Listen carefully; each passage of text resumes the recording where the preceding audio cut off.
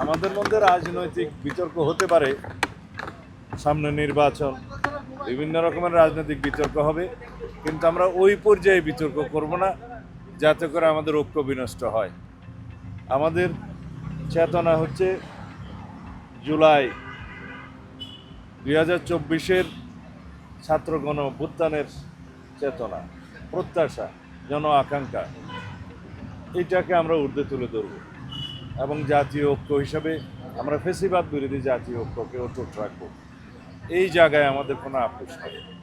আমরা মনে করি নির্বাচনের এই সময়টায় যারা বাংলাদেশে নির্বাচন চায় না এবং নির্বাচনকে যারা একটি গণতন্ত্রের উত্তরণের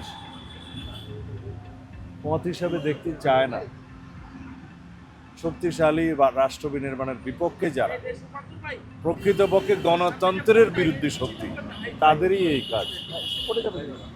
তারা বাংলাদেশেও আছে এবং বাংলাদেশের বাইরেও আছে।